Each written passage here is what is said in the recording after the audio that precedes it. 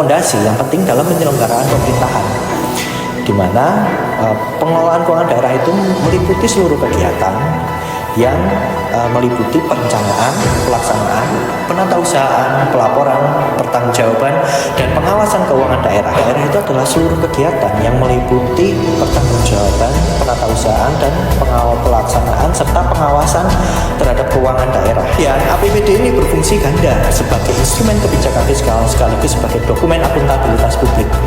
Nah, di sini ada beberapa fungsi dari APBD, yaitu fungsi yang pertama adalah fungsi otorisasi, kemudian yang kedua ada fungsi perencanaan, yaitu fungsi yang ketiga adalah APBD digunakan DPRD dan masyarakat untuk mengawasi sejauh mana realisasi belanja sesuai dengan rencana. Yang keempat ada fungsi alokasi, yang kelima ada fungsi distribusi, dan terakhir yaitu fungsi stabilisasi, yaitu APBD mendukung kestabilan ekonomi daerah dengan mengendalikan inflasi dan menjaga keberlanjutan layanan publik. Dalam pelaksanaannya perlu dong ada namanya penatausahaan. Nah, pemerintah daerah melaksanakan APBD ini sesuai peraturan, melakukan pencatatan dan pembukuan transaksi sesuai standar akuntansi pemerintahan atau SAP yang berbasis akrual. Basis akrual dalam SAP berarti bahwa pendapatan dan juga hak yang diperoleh, kemudian ada beban yang diakui berupa kewajiban yang timbul, itu tidak semata-mata saat hanya kas diterima saja atau dibayarkan. Nah, hal ini memungkinkan bahwa laporan keuangan mencerminkan kondisi keuangan pemerintah daerah secara lebih realistis.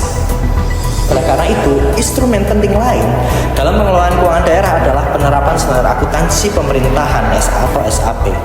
Nah, SAP ini merupakan prinsip akuntansi yang digunakan dalam menyusun dan menyajikan laporan keuangan pemerintah yang ditetapkan dalam peraturan pemerintah nomor 71 tahun 2010 yang mengamanatkan bahwa penerapan berbasis akrual dilakukan secara bertahap. Pengawasan dan audit ini merupakan dua aspek krusial dalam sistem pengelolaan keuangan daerah. Tanpa adanya mekanisme pengawasan yang efektif, seluruh prinsip pengelolaan keuangan mulai dari transparansi, akuntabilitas, efektivitas hingga efisiensi tidak akan dapat diwujudkan secara nyata.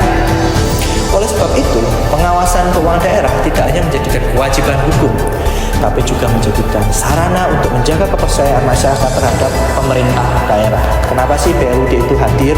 Nah, pada layanan umum daerah ini lahir karena ada kebutuhan akan tata kelola keuangan sektor publik yang lebih fleksibel, adaptif, dan mampu menjawab dinamika pelayanan masyarakat. Di mana pada awalnya pengelolaan keuangan pemerintah daerah ini bersifat sangat kaku karena harus mengikuti aturan pengelolaan keuangan yang serba administratif.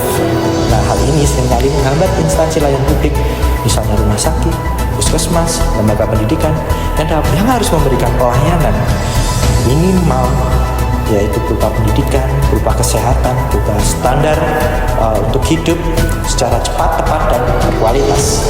Oleh karena itu, untuk menjawab persoalan itu, pemerintah Indonesia mengadopsi konsep badan layanan umum di tingkat pusat. Salah satu keunggulan dari badan layanan umum daerah adalah kalau kita bandingkan ya di unit kerja pemerintah yang lain, itu adalah fleksibilitas dalam mengelola keuangan. Karena apa? Karena menurut Permendagri nomor 79 tahun 2018, fleksibilitas itu mencangkup. Yang pertama adalah fleksibilitas terhadap pengelolaan pendapatan. Yang kedua ada belanja. Nah, pengelolaan belanja dapat dilakukan secara lebih cepat. Kemudian ada pengelolaan pembiayaan. Nah, yang terakhir adalah kebijakan internal, di mana kebijakan operasional dan keuangan ditetapkan melalui peraturan kepala daerah yang disesuaikan dengan karakteristik dan kebutuhan BLUD. Nah, ini sangat luar biasa istimewa karena kepala daerah diberikan kewenangan untuk menetapkan kebijakan fleksibilitas BLUD melalui peraturan kepala daerah. Nah, bentuk pelayanan BLUD ini menurut regulasi dibentuk berbagai jenis pelayanan publik. Di antaranya yang pertama adalah penyediaan barang dan jasa atau jasa layanan umum. Kemudian yang kedua ada pengelolaan dana khusus. Nah, di sini adalah BLUD dapat mengelola dana bergulir untuk pemberdayaan ekonomi masyarakat seperti kredit usaha untuk UMKM, dana koperasi, dan program pemberdayaan ekonomi lokal yang berkelanjutan. Dan yang ketiga ada pengelolaan kawasan tertentu, misalnya pengelolaan kawasan wisata, pasar daerah, atau kawasan industri kecil yang dimaksudkan untuk meningkatkan perekonomian masyarakat.